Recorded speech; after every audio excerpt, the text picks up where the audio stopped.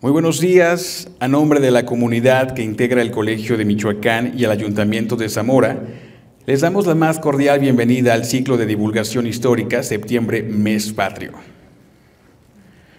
Este ciclo de charlas se lleva a cabo en coordinación con la Regiduría de Educación, Cultura y Turismo del municipio de Zamora. Tiene por objetivo fortalecer en el mes de septiembre nuestra identidad como mexicanos y mexicanas a través de nuestra historia, haciendo partícipe a la Sociedad de Trabajo Científico de los investigadores del Colegio de Michoacán.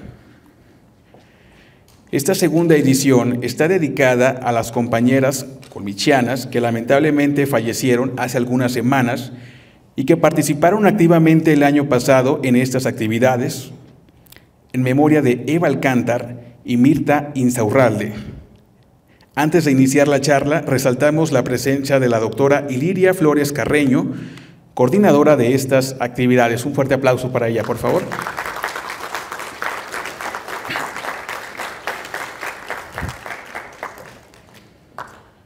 Muchísimas gracias por su asistencia.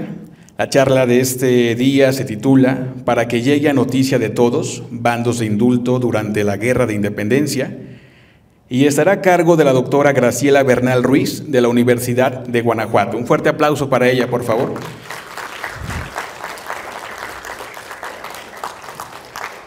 Antes de iniciar con la charla, me permito leer una semblanza curricular de la doctora Bernal. Graciela Bernal Ruiz, licenciada en Historia por la Universidad Autónoma Metropolitana en Ixtapalapa, maestra en Historia por el Colegio de San Luis y doctora en Historia por la Universidad Jaun I. Es profesora del Departamento de Historia de la Universidad de Guanajuato desde 2010. Sus investigaciones se han centrado en historia social y política regional entre finales del siglo XVIII y primeras décadas del siglo XIX, con énfasis en el reformismo borbónico y los procesos de independencia. Entre sus publicaciones más recientes se encuentran los libros Una sociedad fracturada, Guanajuato 1810-1821, Guanajuato, Universidad de Guanajuato, ediciones La Rana, Proclamas, juras y celebraciones por la independencia mexicana en Guanajuato 2021. Después de la guerra, el comienzo, independencia, pacificación y reconstrucción en México, Madrid, Silex, Ultramar 2021. Es parte de la comisión coordinadora de la Red de Estudios de Régimen de Subdelegaciones de la América Borbónica y miembro del Sistema Nacional de Investigadores desde 2011. Sin más preámbulo, le cedemos la palabra a la doctora Graciela. Muchas gracias. ¿Se escucha? ¿No? ¿Ahora se escucha? Sí, me parece que ahora sí. Bueno, antes que nada, la verdad es que agradezco muchísimo la invitación que me hacen aquí en el Colegio de Michoacán para venir a platicar con ustedes, con un público que realmente me gusta mucho. Hace un montón de años yo fui profesora también de secundaria y de preparatoria y la verdad es que es una labor súper bonita, ¿no? Tratar de influir, de transmitir conocimiento, parte del conocimiento que nosotros tenemos a ustedes como estudiantes de preparatoria. También, por supuesto, esto me permitió ver que la materia de historia no es tan popular, entonces me gustaría partir de eso, o sea, que nos queda muy claro, porque a veces pudiera parecer como que la historia pues no tiene ningún sentido, ¿no?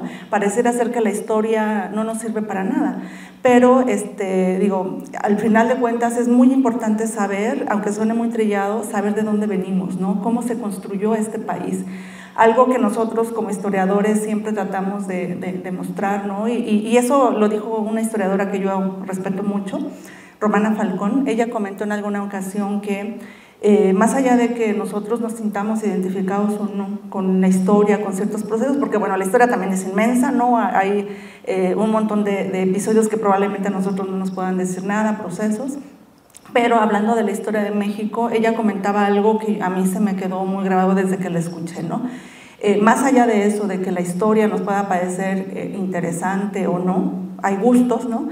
Es muy importante para todos tener muy presente digamos, los costos sociales de la construcción de este país. Este país se construyó a base de muchos esfuerzos, a base de muchos enfrentamientos, muchos conflictos, pero también a base de muchas vidas.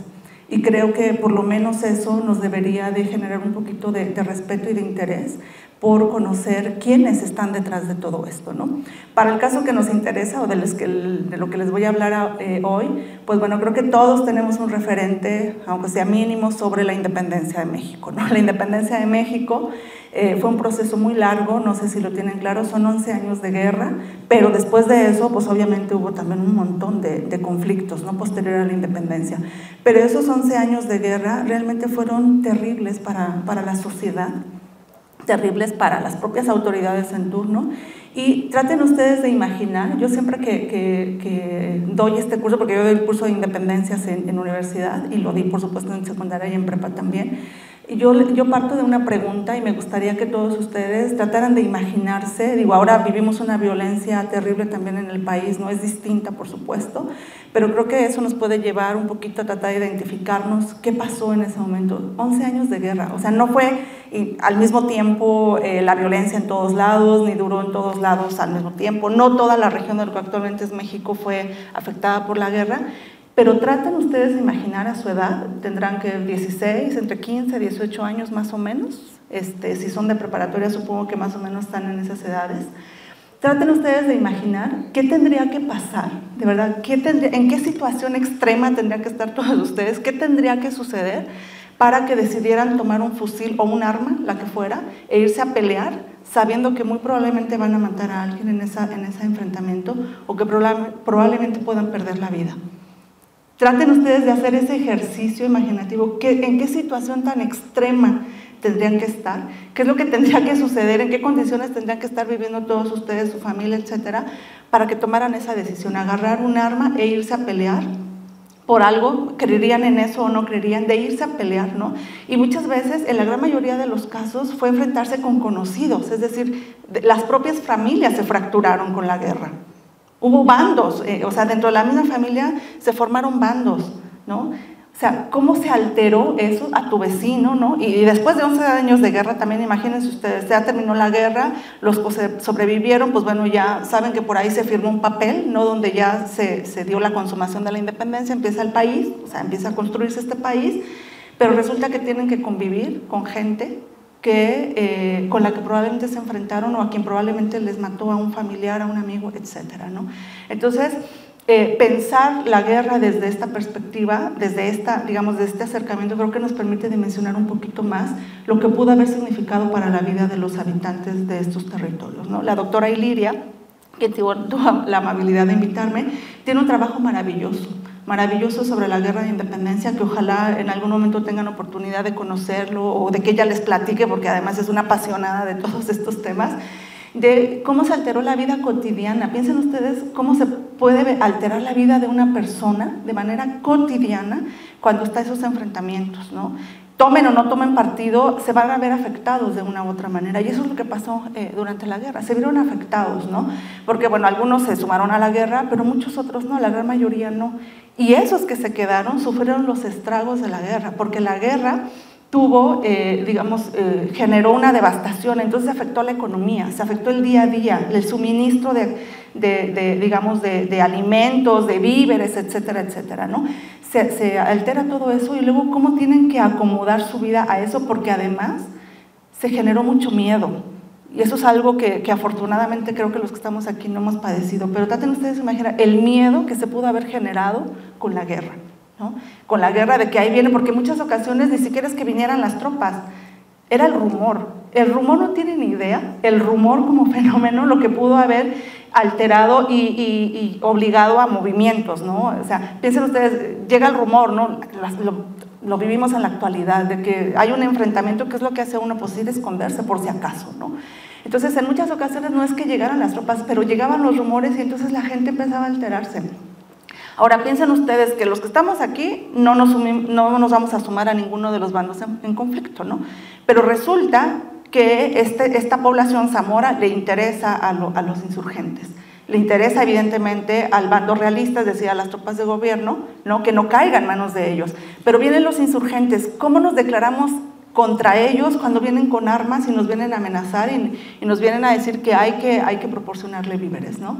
Ahora, por el otro lado, vienen las tropas realistas. ¿Cómo les decimos que no los vamos a apoyar cuando vienen muchas veces con la misma situación? La guerra cuesta muchísimo dinero. ¿De dónde creen ustedes que obtenían el dinero? De la propia población, de las autoridades, ¿no? Muchas veces lo que hacían era imponer contribuciones extraordinarias y nos hubiéramos sumado o no nos hubiéramos sumado a la guerra, tendríamos que pagar esas contribuciones extraordinarias porque las tropas del gobierno necesitan dinero para combatir a los insurgentes.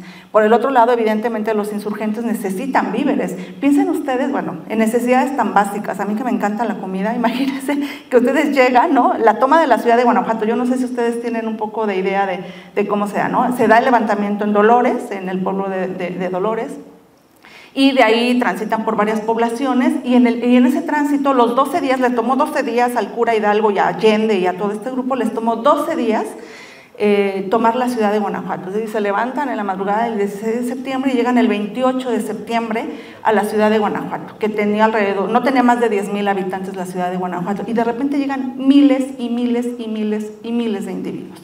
Las cifras no son exactas, ¿no? Como historiadores es como muy complicado encontrar una fuente que nos diga, sí, llegaron los ejércitos de Hidalgo, de los insurgentes,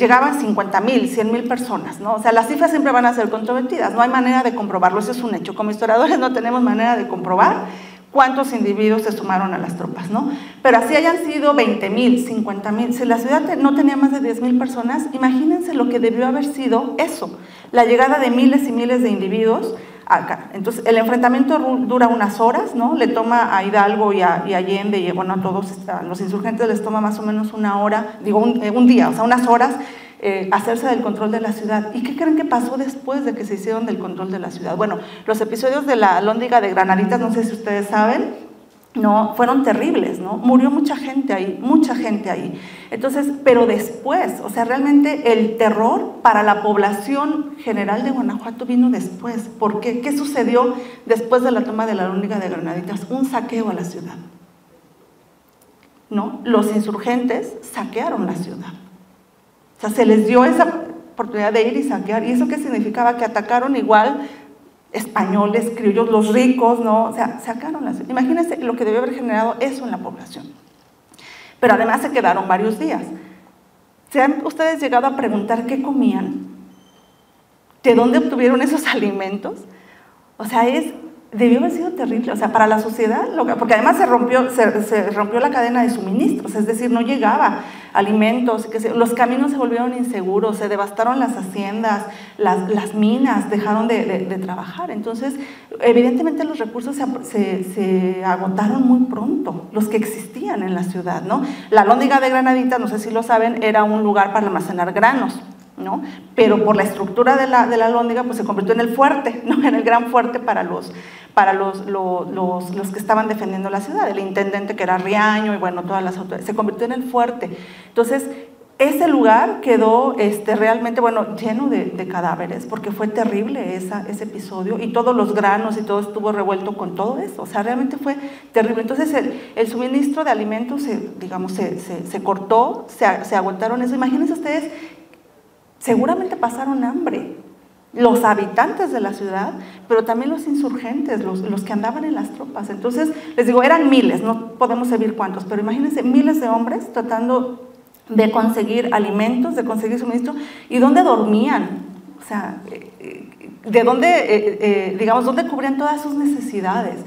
O sea, traten ustedes de imaginar una ciudad así, tomada por un montón de individuos, y muchos de ellos queriendo obtener algún beneficio, ¿no?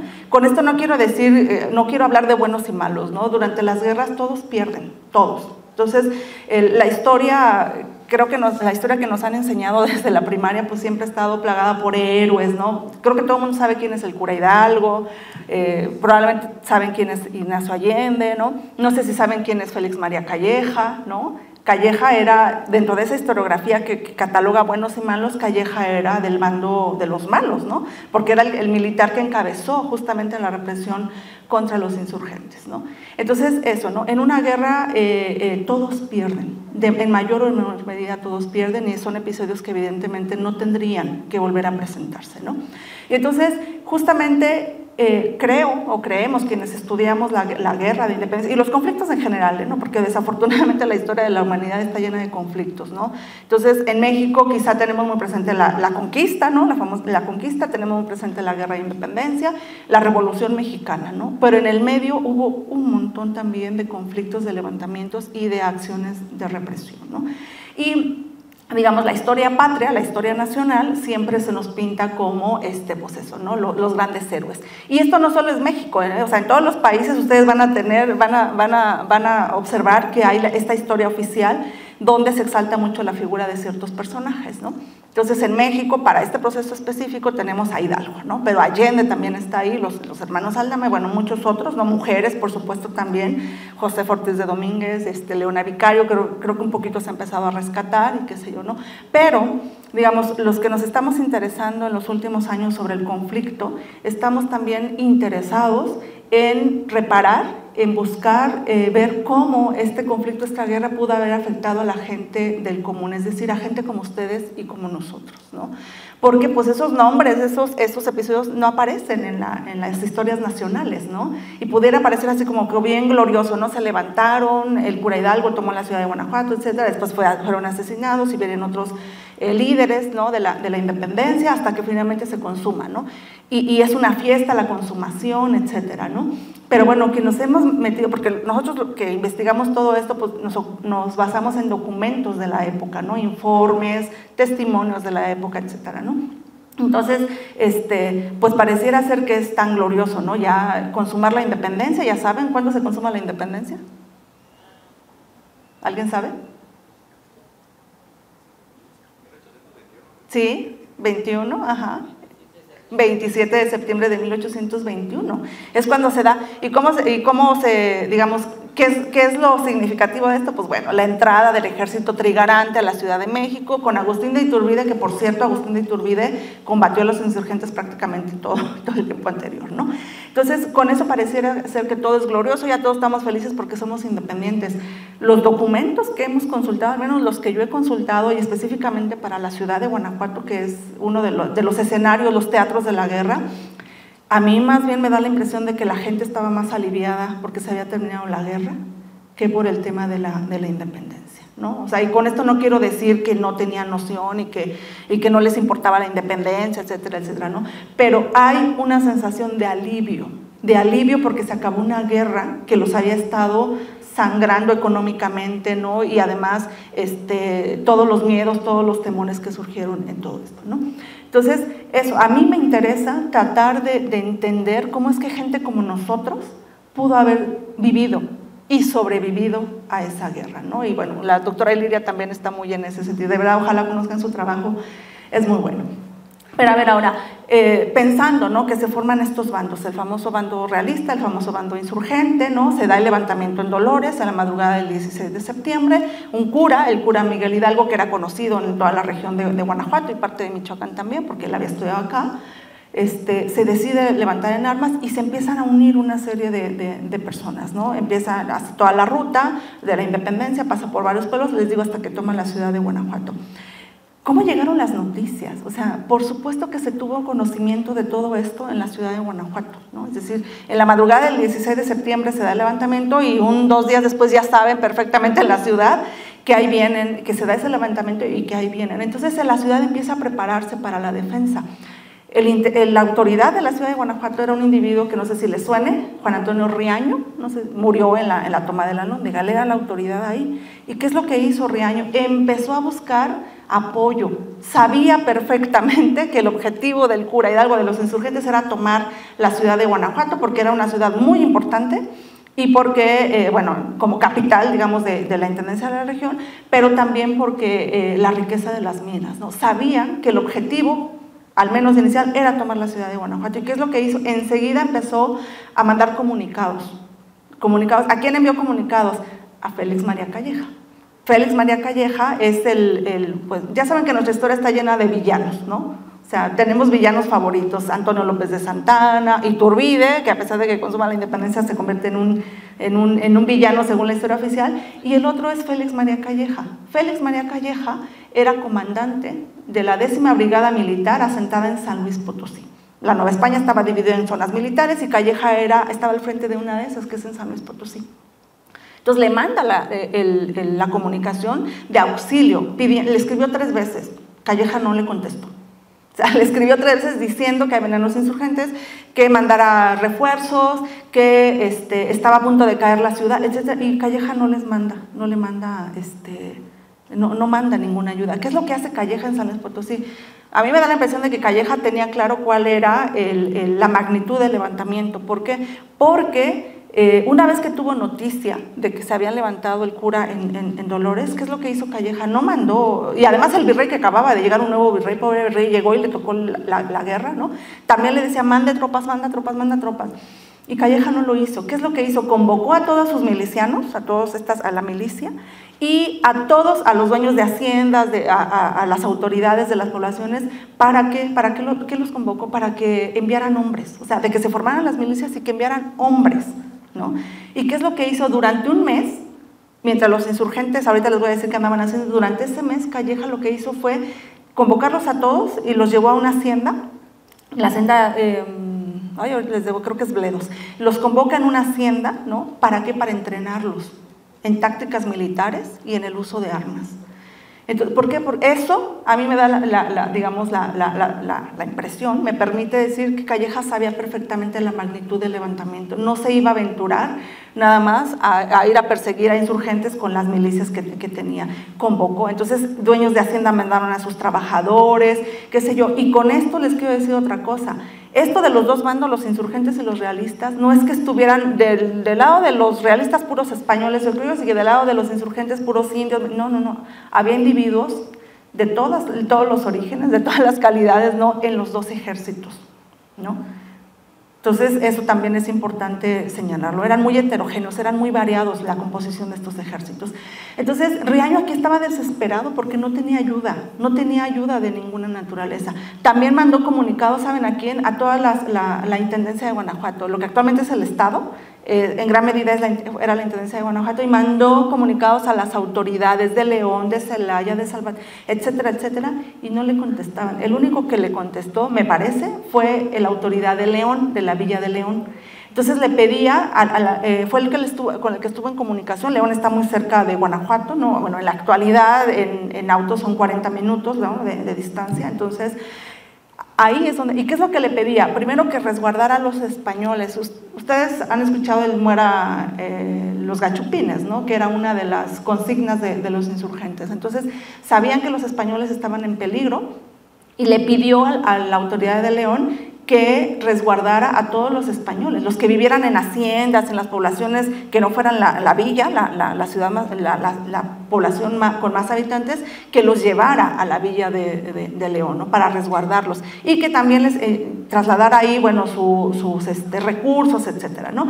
Y después le dice: prepárese para defender la villa porque vienen los insurgentes. Y dice, y si puede, mande a esos españoles con los caudales reales a Guanajuato. Qué bueno que no los mandó, porque si no ahí seguramente les hubiera tocado a estos españoles toda la toma de la ciudad, ¿no? Entonces no los mandó. Y le decía que por la sierra y que enviara granos y que enviara víveres y todo eso, porque iba a ser de Guanajuato una fortaleza. Y al final quiso hacer eso en la Lóndiga de Granaditas, pues al final, como sabemos, no lo logró, ¿no? Entonces, eran llamadas de auxilio. El intendente, esta autoridad, murió ahí en la toma de la ciudad, ¿no? Ahora, ¿qué pasó después? Los insurgentes estuvieron, desde ahí hasta noviembre, 25 de noviembre más o menos, que llegaron las tropas. Calleja, que estaba en San Luis Potosí preparando estas tropas, ¿no? Estos contingentes, pues bueno, finalmente se decide y empieza la marcha para perseguir. Fue por San Juan del Río, ¿no? En el actual Querétaro, ¿no? Y evidentemente empieza a avanzar para recuperar el control de las poblaciones, ¿no? Los insurgentes, en ese tiempo que estuvieron en esas poblaciones, nombraron autoridades insurgentes, depusieron a las que estaban. Bueno, primero les preguntaban si apoyaban la guerra, el movimiento, ¿no? La causa, los dejaban como autoridades, y si no, los destituían y nombraban a individuos leales o simpatizantes del levantamiento, ¿no? Entonces, era eso, cuando Calleja viene a empezar a recuperar las poblaciones, ¿qué es lo que hace? Pues evidentemente empieza a destituir a esas autoridades y nombra evidentemente a nuevas autoridades ahora leales a la corona, ¿no? Pero Calleja, ¿qué es lo que hizo? ¿Qué es lo que hizo? Bueno, también emprendió acciones de represión, una represión tremenda contra los habitantes, ¿no? Lo cierto es que aquí muchas medidas las fueron tomando sobre la marcha, no es algo que tuvieran tan ideado, sobre la marcha fueron tomando muchas medidas. Entonces, lo que hizo Calleja fue eso, represión, amenazaba, ¿no? Obviamente amenazando a la población que iba a pasar por sangre y fuego, era mucho la frase de la época, ¿no? Con las poblaciones que hubiesen recibido a los insurgentes. O sea, imagínense ustedes, que no les quedó otra alternativa a la población. O sea, llegaron y tomaron, entonces amenazaba con arrasar a sangre y fuego, era la frase de la época de esas poblaciones, ¿no? Entonces empezó y llegó a Guanajuato, ¿y qué es lo que hace al llegar a Guanajuato? Pues publica un bando, ¿no? Un bando para corregir el comportamiento de los habitantes, ¿no? Y lo dice muy claramente, si por mí hubiera sido, yo hubiera implementado todos estos castigos, pero el rey le dijo que, bueno, que viera la manera, pues, digamos, de tomar otro tipo de medidas. Sí implementó muchos castigos, sí ejecutó a población, digamos, a los que estaban ahí como autoridades, insurgentes, ¿no? O sea, realmente cometió, digamos, una serie de medidas de represión muy significativas, ¿no? Pero ya después de eso lo que hizo fue declarar bandos de indulto, y aquí es donde yo intento mostrarle un poquito lo que era esto. Es innegable, eso es algo que quiero que ustedes tengan muy, muy, muy claro, es innegable todas las medidas de represión, o sea, hay testimonios, o sea, eso es clarísimo, ejecutar a los cabecillas, ¿no? A estos líderes, ejecutarlos, eso pasó, y una serie de castigos, ¿no? Pero también decretó bandos de indulto. ¿Qué son bandos de indulto? El bando es, digamos, una disposición, una normativa, ¿no? En donde ahí especifican, digamos, acciones, medidas y castigos que van a implementar. Dan a conocer que el levantamiento evidentemente no tiene sentido, ¿no? Que es un delito contra el monarca el haberse levantado en armas, ¿no? Es un delito, y que por lo tanto se van a decretar castigos, ¿no? Entonces el bando es un documento amplio, ¿no? Donde anotan todas esas disposiciones y lo pegan en lugares públicos, y casi siempre, y de ahí el título de mi charla, es para que llegue a noticia de todos, ¿no? Al final del bando dice, para que llegue a noticia de todos, se publica y se debe de poner en todos los parajes públicos, ¿no? Obviamente los edificios de gobierno, afuera de las iglesias, los curas, ahorita vamos a eso, ¿no? ¿Qué papel tuvieron en todo esto, ¿no? Afuera de las iglesias, de todos estos espacios públicos, en las plazas. Ojo, no todo el mundo sabía leer y escribir, había un grado altísimo de analfabetismo, pero entonces pues se daba la lectura en voz alta, es decir, quien sabía leer, y además también lo anunciaban, ¿no? Los pregoneros, estas figuras que andaban por ahí, y además los curas desde el púlpito era un espacio importantísimo para dar a conocer información y disposiciones a la población del común. Entonces desde el púlpito daban a conocer, entonces trataban de propagar toda esta información por diversos medios, ¿no?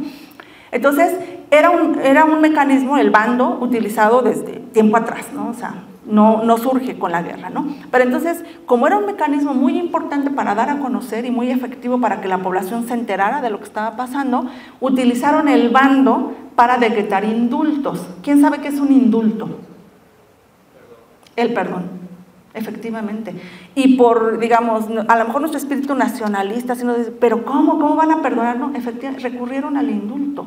Las autoridades tenían muy claro que después de un gran escarmiento, porque eso es lo que decía Calleja, a ver si por aquí, miren, Calleja decía lo siguiente: la experiencia me ha hecho reconocer que los pueblos por donde pasa el ejército, donde pasaban los insurgentes, si nosotros pasamos arreglando a las autoridades, es decir, cambiando a las autoridades, exhortando a los eclesiásticos para que nos ayuden a convencer a la población,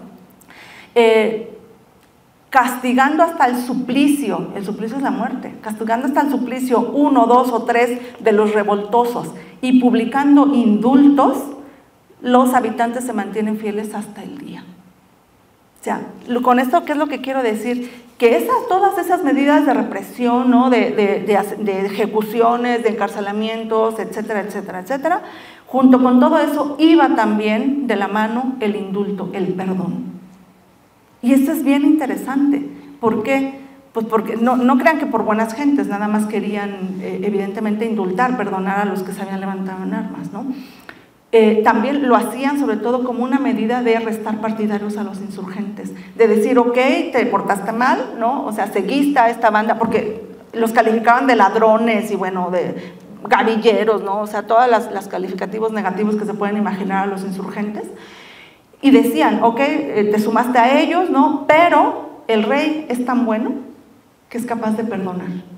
Y eso, evidentemente para la imagen del monarca es muy bueno, ¿no? ¿Por qué? Porque tratan de propagar la imagen de un monarca benévolo, alguien que sabe perdonar, etcétera, etcétera, etcétera, ¿no? Y esto de los bandos de indulto realmente se ha estudiado muy poco con el tema de la guerra, ¿no? Los bandos de indulto y en general la contrainsurgencia. La contrainsurgencia son todas las medidas implementadas por las autoridades para tratar de contrarrestar el levantamiento de los insurgentes, ¿no? Entonces, los bandos de indulto de verdad, o sea, por aquí tenemos, digamos, tengo una lista, ¿no? Entre 1810 y 1812 se publicaron varios bandos de indulto. Les decía, se pegaban ahí y sobre todo, ¿saben cuándo lo hacían? Sobre todo después de un enfrentamiento, ¿no? Después de un enfrentamiento, después, sobre todo si los insurgentes habían sido derrotados, enseguida publicaban el bando de indulto y desde su perspectiva esto hacía que aquellos que se habían desencantado, que habían sido derrotados, luego corrieran a indultarse, ¿no? Entonces, ¿qué significaba esto del perdón, ¿no? O sea, es perdonar. Ojo, el indulto normalmente estaba aplicado para aquellos que no eran cabecillas. A los cabecillas sí buscaron ejecutarlos, ¿no? Como ejecutaron a Hidalgo, como ejecutaron a Morelos en su momento. O sea, los cabecillas para ellos no había indulto, ¿no? Ustedes saben, después de que digamos, lograron derrotar y que, bueno, capturaron a Hidalgo y a todo el grupo que lideraba esa primera etapa de la insurgencia, les cortaron las cabezas y estuvieron colgadas en la Alhóndiga de Granaditas hasta que se consumó la independencia. Entonces colgaron las cabezas ahí en las 4 esquinas de la Alhóndiga, en unas rejitas, como escarmiento. Y esa era una de las cosas que hacían. A veces ponían las cabezas en picotas y las ponían en las plazas públicas o en los caminos, en lugares visibles, como un escarmiento para que la gente supiera lo que le podía pasar si se unían a los insurgentes, ¿no? Entonces, ojo, a los cabecillas no. O sea, creo que por ahí hubo una excepción, pero los cabecillas no estaban contemplados en los bandos de indulto. Era para la gente que se había sumado, la que los había recibido, la gente que se había ido con ellos, la gente que era correo, ¿no? O sea, que pasaba información, etcétera. Entonces, ellos eran los que podían ser indultados, ¿no? Entonces, sobre todo después de la derrota, imagínense ustedes la moral del ejército insurgente después de una derrota. En ese contexto era que decía, bando de indulto, entonces llegaban muchos a indultarse. ¿Cómo se hacía esto? O sea, ¿cómo podía yo, si me había sumado a las tropas insurgentes, cómo podía ir a pedir el indulto, ¿no? Entonces se presentaban entre la autoridad militar más cercana que tuvieran y estando ahí, pues bueno, ya les decían que, bueno, palabras más, palabras menos, siempre era, digamos, era un poco distinto en función de quienes se acercaban, ¿no? Diciendo que, pues bueno, que iban a solicitar el indulto, que se habían dado cuenta, que, habían cometido un error, ¿no? Que ya no apoyaban el movimiento, que habían sido engañados. Ojo, la gran mayoría de los que presentaron a indultarse o que después fueron capturados y les formaron un proceso, la gran mayoría decía que los habían obligado. Es bien difícil, sí, eso sí tengo que decirlo, bien difícil saber si realmente los habían obligado o no, porque, pues bueno, porque iban a indultarse, porque iban a pedir, a buscar que no se les castigara, ¿no? Entonces es muy difícil saber si realmente estaban arrepentidos, porque hemos encontrado algunos casos que iban a indultarse y lo utilizaban más bien como una estrategia de que pues ya estaban a punto de ser capturados, entonces hoy me indulto, pero unos meses después ya estaban otra vez en las tropas insurgentes en otro lado, ¿no? Entonces fue utilizada como una estrategia. Eso es algo que quiero que les quede muy claro. Al igual que la represión, que reitero, no lo puedo negar, no se puede negar, eso es una realidad. La autoridad recurrió al perdón como una manera de restar partidarios a los insurgentes. Y de verdad, y se publicaban. Se publicaba el bando de indulto y fue variando, ¿no? Al principio se les daba una vigencia de 15 días, ¿no? Entonces, en 15 días, tienes 15 días para ir a presentarte ante la autoridad militar más cercana para solicitar el perdón. En caso de que no lo hagas, pues entonces vas a seguir siendo insurgente, perseguido y qué sé yo. Pero uno revisando la documentación, pues resulta que dices, el mismo bando que había tenido 15 días de vigencia dice, bueno, les damos otros 15 días, ¿no? Entonces ya se termina el plazo, bueno, se extiende otros 15 días más, ¿no? Eso nos habla justamente de que evidentemente no estaba teniendo toda la respuesta que quería la autoridad, ¿no? Y que estaban en esa, sabían que podía ser una estrategia importante, una más, para poder restar partidarios a los insurgentes, ¿no? Y después ya se fue cambiando, después ya era 8 días, ¿no? Y qué sé yo, ¿no? Tengo, la verdad es que varios casos muy interesantes en León, que es en la Villa de León, que es uno de los que yo he estudiado durante los últimos años, ¿no? Cómo se dio ahí la guerra, ¿no? Y qué papel tuvieron las autoridades locales, etcétera, etcétera. Ahí localicé más de 100 casos de infidencias. La infidencia es la causa que se formaba contra los insurgentes. Entonces, más de 100 casos, ¿no? O cerca de 100 casos, ¿no? En el periodo que me interesa, en donde se dan estos procesos de indulto. Entonces, es súper interesante, porque cuando las autoridades retomaron el control de las poblaciones, ¿qué es lo que hicieron? Formaron juntas de seguridad, ¿no? Juntas de seguridad en las poblaciones más importantes para que ellos llevaran a cabo todos estos procesos de infidencia contra los insurgentes. Y las juntas de seguridad estaban integradas por individuos notables de las poblaciones, ¿no? Etcétera, ¿no? Entonces, esas juntas de seguridad eran las que llevaban en gran medida, bueno, obviamente consultaban después ya los casos con un asesor, etcétera, pero ahí es donde se daban todos estos casos, ¿no? ¿Y cuáles son el tipo de casos que yo encuentro, no? La verdad es que son bien variados. Hay gente, bueno, había, en varios de ellos dice su calidad, el origen, ¿no? Mestizos, mulatos, indios, ¿no? Y algunos de ellos, cuando se les empieza ahí a preguntar, ellos dicen pues que eso, o que fueron obligados por los insurgentes, que anduvieron, y entonces empiezan a explicar la ruta que siguieron con los insurgentes, ¿no? Que estuvieron en Aguascalientes, que estuvieron en Zacatecas, que estuvieron en San Luis Potosí, que después ya regresaron a Guanajuato cuando se habían dado cuenta que pues estaba mal lo que estaban haciendo, ¿no?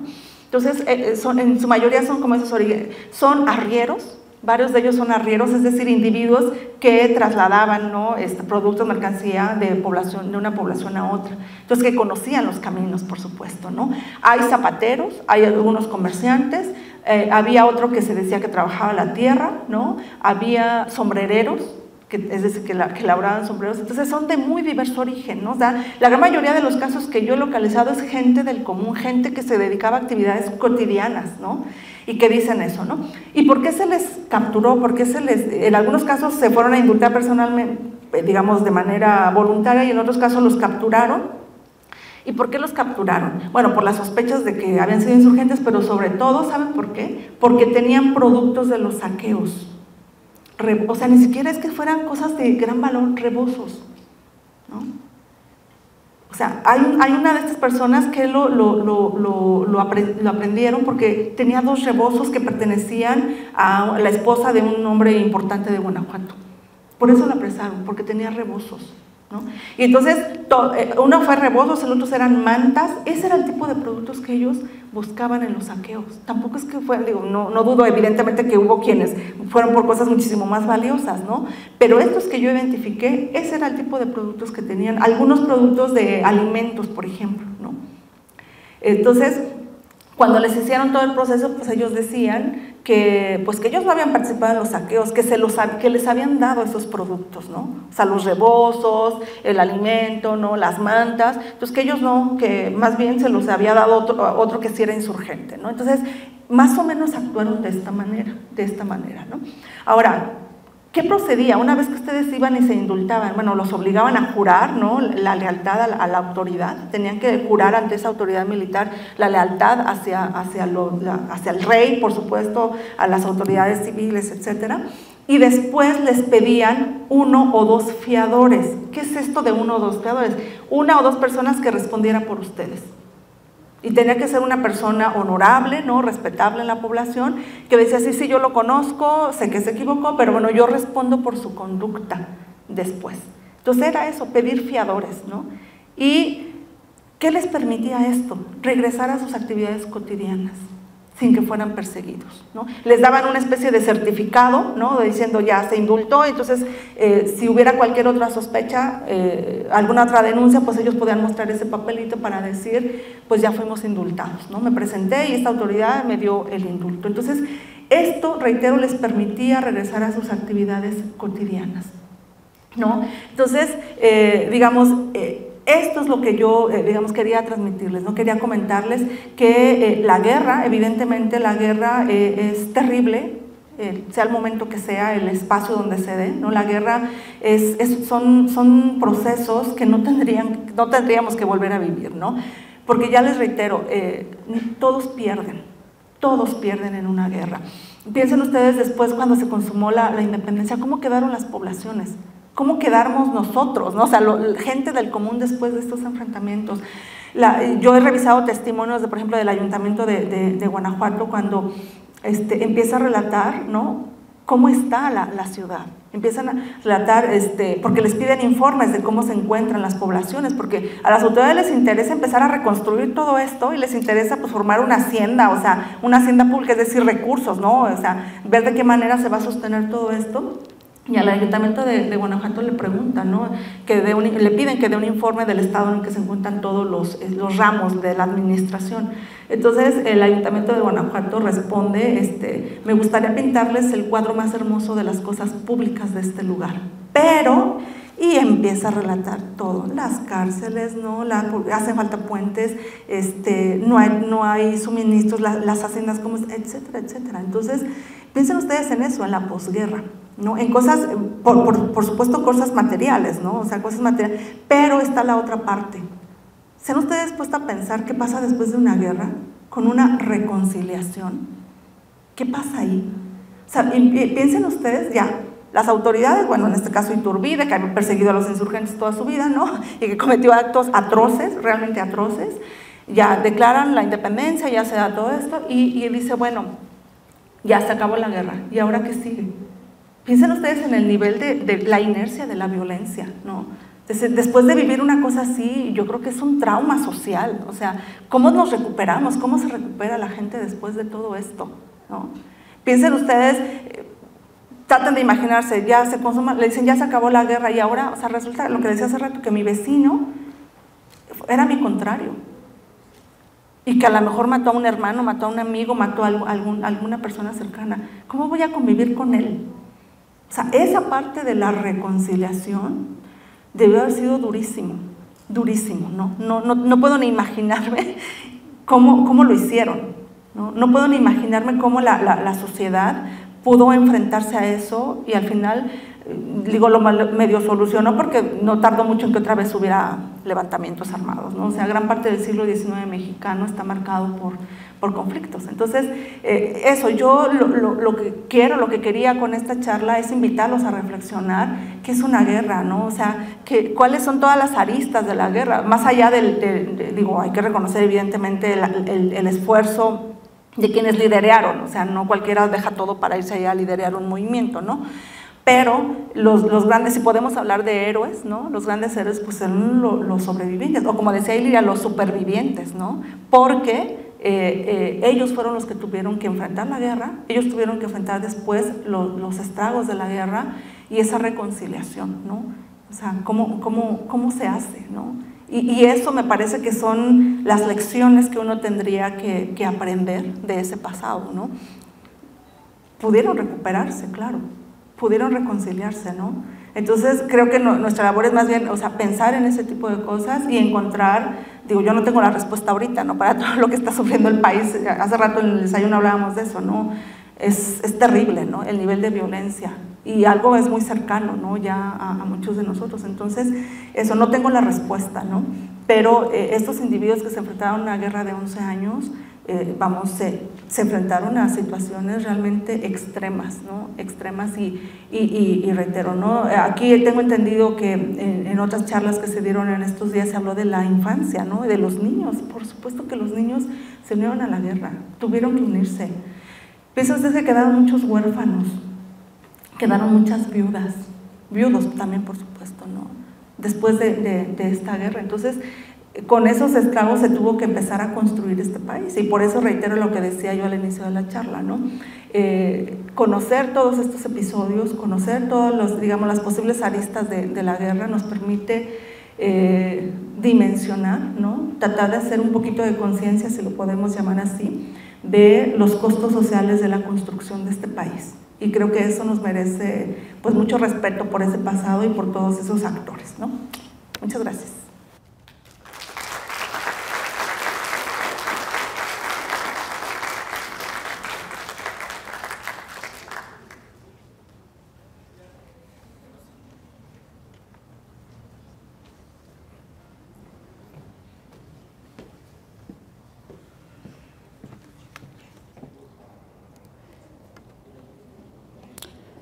A continuación abrimos un espacio para preguntas y comentarios. ¿Alguien tiene una pregunta que hacer?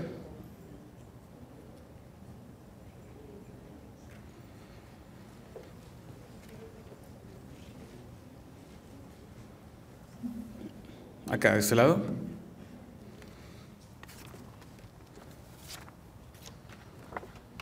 Muy buenos días, doctora. Como usted mismo comentaba que a aquellos sujetos que aceptaron el indulto se les hacía papeleo, se les hacía el certificado de que aceptaran el indulto y ya no se les sometía a juicio, no eran ejecutados ni aplicaron una sanción, pero en el caso del no insurgente, ¿qué hacían con aquellos compañeros, reclusos o como bien se le puede llamar? ¿Qué hacían con ellos? Fíjate, el nivel de castigo dependía mucho del nivel de participación en la guerra, ¿no? Los cabecillas pues prácticamente eran eso, eran ejecutados, o sea, no había vuelta de hoja. Se les llevaba un proceso y ustedes pueden leer, creo que en línea pueden encontrar los procesos a Miguel Hidalgo, son días, o sea, días y días, ¿no? De procesos que se les da, lo que quieren las autoridades es saber por qué se levantaron y sobre todo averiguar si hay algunos otros implicados, ¿no? ¿Quiénes más? Entonces, están los procesos, hay una colección que se llama Colección para Historia de México de Hernández y Dávalos, y ahí él recoge todos los procesos que se hicieron a estos cabecillas, ¿no? Entonces, no los ejecutaron de manera inmediata, sino primero se les formó todo este proceso. A Hidalgo lo excomulgaron, ¿no? Y que eso debió haber sido terrible para él como cura, ¿no? Entonces, se les formaba el proceso. Entonces, dependiendo del nivel de participación era eso, era la cárcel, ¿no? También, por supuesto, bueno, las cárceles son muy distintas de lo que son ahora, pero, por ejemplo, de estos casos que yo encontré, y qué bueno que me haces la pregunta porque se me olvidó comentar eso, casi todos los individuos que aceptaban haber participado en los insurgentes y de haberse arrepentido eran indultados, eran perdonados. Solamente de los casos que yo revisé, de todos, les digo que cerca de 100, aquellos que negaban y negaban y negaban haber sido insurgentes y qué sé yo, la gran mayoría de ellos resultaron culpables, o sea, digamos, el proceso digamos, decidió que eran culpables, y a 2 de ellos los mandaron a San Juan de Ulúa. San Juan de Ulúa era pues una fortaleza, ¿no? O algunos los mandaban a hacer trabajos forzados, ¿no? Entonces, dependiendo del nivel de participación era el castigo, ¿no? Pero iba eso, la ejecución, el decapitarlos, o sea, era eso, poner las cabezas como escarmiento, encarcelamiento, ir a hacer trabajos forzosos, en algunos casos azotes, ¿no? O sea, pero es eso, dependiendo del nivel de participación de los que resultaban culpables. Pero reitero, aquellos que habían aceptado participar y que ya no lo iban a volver a hacer, etcétera, los indultaban, ¿no? Los perdonaban con esta condición, ¿no? De que presentaran personas que respondieran por ellos, fiadores, ¿no? O sea, estas personas. ¿Alguien más tiene una pregunta que hacer? De este lado.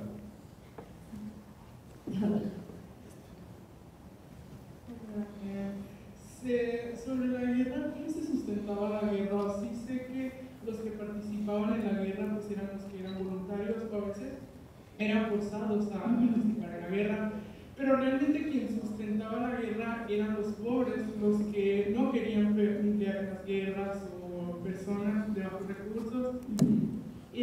No entendí muy bien cuál era el punto de los enfrentamientos, pero quería preguntarle si realmente se logró el punto que querían obtener de todos esos enfrentamientos. Lo de los bandos de indulto fue una de las tantas estrategias que utilizaron, ¿no? Sí, la represión, evidentemente, y creo que es la que más conocemos, ¿no? En la historiografía, el tema de la represión.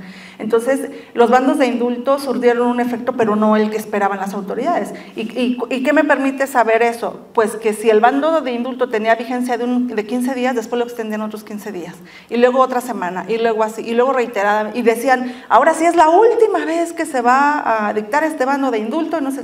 Y pues resulta que sí se volvía a pulgar, pero lo volvían a extender, ¿no? A ver, pero reitero, fue una de las estrategias, ¿no? Sí ayudó, por supuesto, porque hubo mucha gente indultada, ¿no? Pero no fue la prioritaria, ¿no? Fue acompañada de otras acciones, ¿no? La represión, ya lo decía yo, era la principal, ¿no? En principio, por el tema de los recursos, se prometía que se les iba a pagar ¿no? En el proceso de uno de los que se presentaron en la Villa de León, él decía que, pues bueno, que a él lo habían convencido de sumarse a las tropas y que le habían dicho que le iban a pagar $1 diario si la tropa iba en camino, es decir, andaba caminando, andaba transitando. Si los insurgentes pasaban tiempo asentados en una población, esos días que estuvieran en esa población les iban a pagar la mitad, ¿no? Entonces, sí les prometían pagos. Obviamente no había recursos para que eso alcanzara. ¿Y por qué creen que eran los saqueos? Era la manera que tenían de compensar un poco a estos individuos, porque ya no había recursos, ¿no? Los insurgentes, ¿cómo obtenían el dinero? Saqueando. O sea, cuando los insurgentes llegaban a las poblaciones, lo que iban era al lugar donde estuvieran las arcas reales, ¿no? Todos los impuestos, todo el dinero que se recaudaba. De ahí, ¿no? De ahí obtenían recursos, pero evidentemente no había dinero que alcanzaba. Las autoridades, ¿qué es lo que hicieron? Implementaron lo que conocemos como una economía de guerra. ¿Qué significa eso? Por eso les decía, estés o no estés en batalla, sufría los efectos, porque esa economía de guerra lo que planteaba era que a partir de tal fecha la fanega de maíz iba a costar $2 más, ¿no? Entonces aumentaban el costo de productos de primera necesidad, o incluso de lujo, por supuesto, ¿no? Pero esa era la manera como ellos pensaban recaudar dinero para combatir a los insurgentes. Y yo sé que a pesar de todo, realmente hay personas fanáticas o a veces simplemente religiosas en cualquier momento, y no sé si a base de todas esas guerras hubo historia sobre religiones o algo parecido. Usted habló de ejecuciones donde se dice que los decapitaban y hacían todas esas cosas, y a mí no sé mucho de historia, pero me suena mucho lo de ejecuciones, así porque he leído algunas cosas de la Inquisición y algo así. Y como usted dice que se necesitaban como recaudar fondos, etcétera, todo eso, porque pues nada de lo que utilizaban en las guerras era algo barato o algo parecido. Si los fondos también se llegaron a recaudar por religión, o si la religión tuvo algo que ver en medio de todo.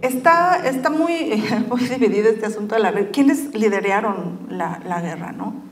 El cura Hidalgo, bueno, los que conocemos, ¿no? El cura Hidalgo, Morelos, etcétera, ¿no? Entonces, sí hubo una parte del clero que se sumó, pero otra no. Entonces, al igual, o sea, eso es lo que yo quiero que se lleven, que no es blanco y negro, que no todos los insurgentes fueron indios, ¿no? Y que todos los realistas fueron españoles.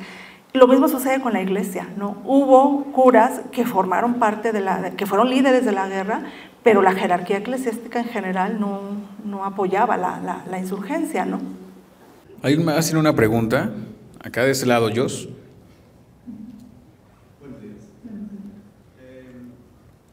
Estábamos hablando, bueno, usted mismo había mencionado que en estos los bandos eran más por intereses en vez de por razas. ¿Qué tanta discriminación que existía por la diferencia entre razas y clases en los mismos bandos? Había, a ver, que es complicado. Al principio, cuando inicia el movimiento, la conformación de los cuerpos armados se dio pues casi de manera indistinta. Lo que se buscaba era engrosar los dos bandos, ¿no? Previo a esto sí había un proyecto, antes de la guerra había milicias, ¿no? Había cuerpos armados y ahí sí había cierta diferenciación. Durante el desarrollo de la guerra, quizá pudo haber un poco de esto de quiénes estaban al frente, ¿no? El conde o qué sé yo, ¿no? Estas figuras, pero la verdad es que con el desarrollo de los acontecimientos era la capacidad, ¿no? Había que derrotar al enemigo. Entonces, ya la composición se fue diversificando, ¿no? Los liderazgos también en función también de capacidades. Y reitero, pues esto dependió mucho del momento y de la región, de la intensidad de los movimientos, ¿no? Pero esta cuestión que está muy difundida, ¿no? de la guerra contra el gachupín, efectivamente sí había, digamos, un poco había esa consigna, pero lo cierto es que también se les perdonaba. O sea, yo hablé del famoso indulto, ¿no? de las autoridades, pero los insurgentes, evidentemente ellos también necesitaban ganar partidarios de todos los grupos sociales, ¿no? Mariano Jiménez, que no sé si les suene, es de este primer grupo que lideraron Allende e Hidalgo. Mariano Jiménez, él era, hizo varias acciones para perdonar a españoles, ¿no? Se encontraban españoles en el tránsito de los insurgentes y él siempre decía que se emprendiera la guerra contra aquellos que condenaran la insurgencia, pero que si no la condenaban o se mantenían neutrales, no les hiciera nada, ¿no? Entonces, él decía que tuvieran mucho cuidado en identificar a los españoles que tuvieran una conducta arreglada, y esa conducta arreglada era justamente que no combatían a los insurgentes, ¿no? Entonces, no fue el único, pero sí es del que conocemos un poquito más, ¿no? Que dio incluso llegaba a prohibir, ¿no? Que se atacara a sus bienes, etcétera, ¿no? Entonces, es muy compleja la guerra, y tiene un montón de matices, ¿no? O sea, podemos estar hablando de ejecuciones de granaditas y bueno, y todo esto, ¿no? Pero evidentemente las acciones así de represión fueron por ambos lados, Otra pregunta más. Considerando pues, que estamos hablando de una época pues, donde el amor hacia el país era mucho más fuerte a comparación de lo que se vive ahora mismo. Estamos hablando que mucha gente se inscribía en cualquiera de uno de los dos bandos por el bien de ser del mismo país o por los intereses, pero también llegaron a existir movimientos antiguerra. Esos movimientos antiguerra yo no los identifico, y también qué país, o sea, ¿de qué país podemos hablar en 1810? ¿No? Esa cuestión, y digo, es lógico, porque la historia oficial está muy plagada de todo esto, ¿no? El país, ¿no? Y por eso se estudia tanto la guerra de independencia, porque es el momento fundacional, ¿no? Pero ya saben, el debate que si es 1810 o es 1821, ¿no? Y cuando realmente, o sea, 10 que cuando se da el levantamiento de Hidalgo, ¿no? Y 21 cuando se da la famosa consumación, ¿no? Entonces, ¿qué país? ¿De qué país estamos hablando, no? ¿Y en qué momento podemos hablar? No, pues sí. Y lo que decía hace ratito, muchos de ellos ni siquiera iban por construir o buscar una independencia, ¿no? Era muchas veces para tratar de solucionar problemas inmediatos, cercanos, ¿no? Y veían en la guerra esa coyuntura. Esto no quiere decir que digamos, evidentemente debió haber existido gente que sí buscaba fines como más políticos, más en ese sentido, ¿no? Pero es muy heterogéneo, y de ahí la dificultad de analizarlo para pues, quienes estamos aquí, ¿no? Muchas gracias. Sí. Gracias. Le pedimos a la doctora Iliria Flores Carreño, coordinadora del ciclo de divulgación, que nos dirija unas breves palabras para finalizar el ciclo de divulgación y le haga entrega a la doctora Graciela Bernal un reconocimiento por su participación en este evento.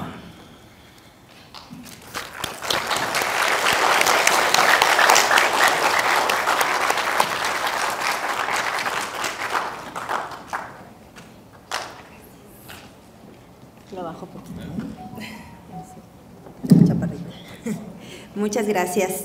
Bueno, nada más para cerrar y también en función de las preguntas que han estado haciendo, el Colegio de Michoacán está abierto para todos ustedes, al público en general. La biblioteca es una de las mejores bibliotecas de la región y del país. Entonces, si tienen interés en cualquiera de estos temas, aquí en la biblioteca van a encontrar no uno, sino muchísimos libros al respecto.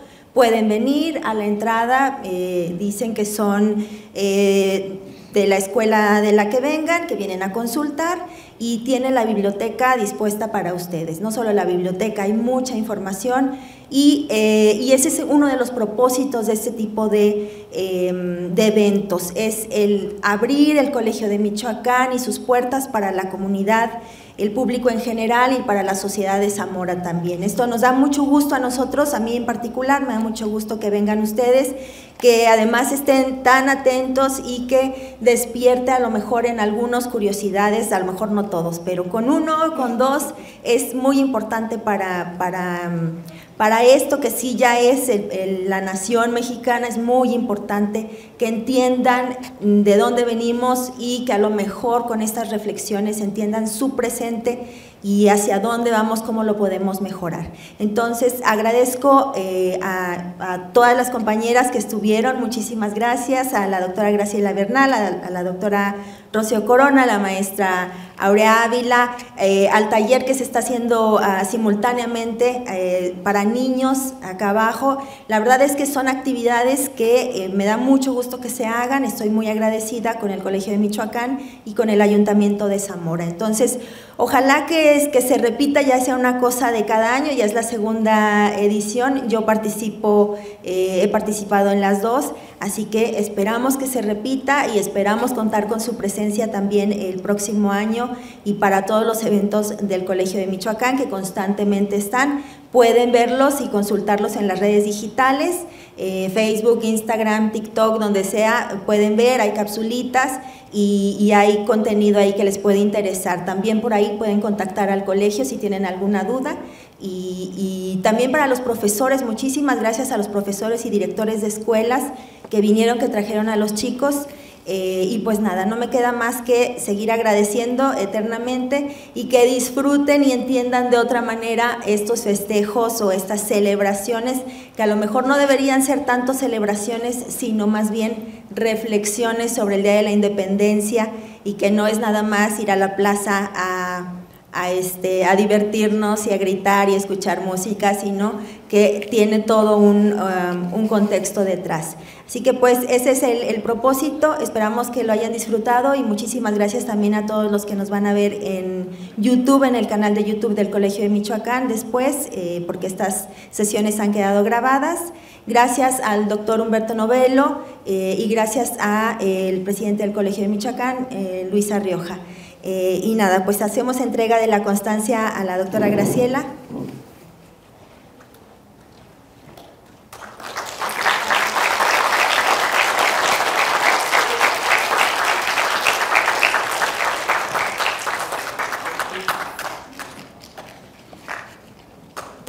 Muchas gracias, doctora. Les agradecemos a todos su presencia y los invitamos a seguir los eventos del Colegio de Michoacán en las redes sociales, en Facebook, Twitter, TikTok, Instagram y YouTube. Buenas tardes y gracias a todos.